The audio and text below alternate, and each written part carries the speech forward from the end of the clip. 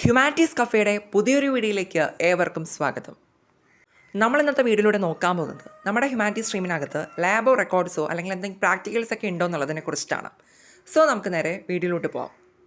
Humanities stream എടുക്കുന്ന ഒരു കുട്ടിക്ക് നിർബന്ധമായും പഠിക്കേണ്ടി വരുന്ന 3 വിഷയങ്ങളാണ് ഹിസ്റ്ററി, പൊളിറ്റിക്കൽ സയൻസ്, എക്കണോമിക്സ് എന്ന് പറയുന്നത്. സോ ഈ ഒരു 3 വിഷയങ്ങളിലും ലാബ് വരുന്നില്ല, അതുപോലെ തന്നെ റെക്കോർഡ്സ് ഒന്നും സബ്മിറ്റ് ചെയ്യേണ്ട ഒരു ആവശ്യകതയും വരുന്നില്ല.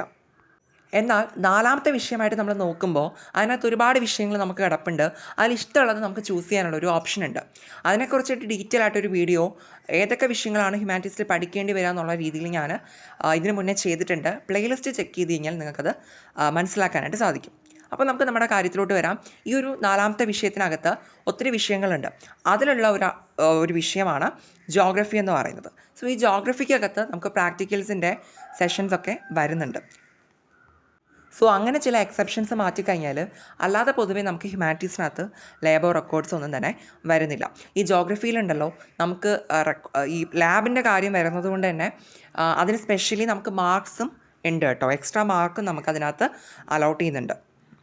ഇനി കോമൺ ആയിട്ട് നമ്മുടെ ജോഗ്രഫി ഒന്നും അല്ലാതെ വേറെ സബ്ജക്റ്റാണ് പഠിക്കുന്നതെന്നുണ്ടെങ്കിൽ നമുക്ക് വരുന്ന ഒരു മാർക്കിൻ്റെ സ്ട്രക്ചർ പറയുകയാണെന്നുണ്ടെങ്കിൽ +1 നമുക്ക് 600 മാർക്കാണ് ടോട്ടലി വരുന്നത്.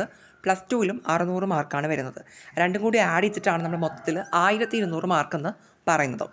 ദെൻ ഈ ഒരു 600 മാർക്കിൻ്റെ ഒരു കാര്യം എടുക്കുമ്പോൾ ഇതിനകത്ത് നമ്മൾ 480 മാർക്സും നമ്മൾ എഴുതിയെടുക്കേണ്ട മാർക്സും ബാക്കി മാർക്കൊക്കെ നമുക്ക് ഓരോ സബ്ജക്റ്റിനും അതാത് വിഷയങ്ങൾ പഠിപ്പിക്കുന്ന ടീച്ചേഴ്സ് തരുന്ന ഇൻറ്റേർണലായിട്ട് തരുന്ന C മാർക്സും ഇൻക്ലൂഡ് ചെയ്തിട്ടാണ് വരുന്നത്. ഈ ഒരു കാര്യം എന്തിനാണ് ഇപ്പോൾ പറഞ്ഞതെന്ന് ചോദിച്ചു കഴിഞ്ഞാൽ നമുക്ക് ഹ്യൂമാനിറ്റീസിനകത്ത് എഴുതിയെടുക്കുന്ന മാർക്സിനാണ് ഏറ്റവും ഇമ്പോർട്ടൻസ് ഉള്ളതെന്നുള്ള ഒരു ഐഡിയ നിങ്ങൾക്ക് തരാൻ വേണ്ടിയിട്ടാണ്. വേറെ നമ്മൾ സ്ട്രീമൊക്കെ എടുക്കുമ്പോൾ, സയൻസൊക്കെ എടുക്കുമ്പോൾ, കൊമേഴ്സ് എടുത്താലും അവർക്ക് പ്രാക്ടിക്കൽസും ലാബും റെക്കോർഡ്സിനും ഒക്കെ സ്പെഷ്യലായിട്ടുള്ള മാർക്സ് ഉണ്ട്.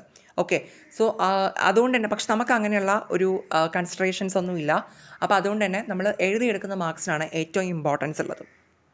പിന്നെ ഒരു കാര്യം കൂടി, നമ്മൾ ഈ സ്കൂളിൽ നമ്മൾ ചിലപ്പോൾ ടീച്ചേഴ്സൊക്കെ ഈ ചില അസൈൻമെൻറ്റുകൾ, പ്രോജക്റ്റ് വർക്കുകൾ, അല്ലെങ്കിൽ സെമിനാറുകൾ, അല്ലെങ്കിൽ ഡിബേറ്റ്സ് ഇങ്ങനെയുള്ള കാര്യങ്ങളൊക്കെ തരാൻ ചാൻസ് ഉണ്ട്.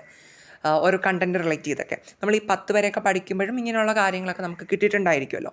അപ്പോൾ ഇതൊക്കെ എന്ന് പറയുമ്പോൾ C മാർക്കിനായിരിക്കും ടീച്ചേഴ്സ് വാല്യൂ ചെയ്യുന്നത്.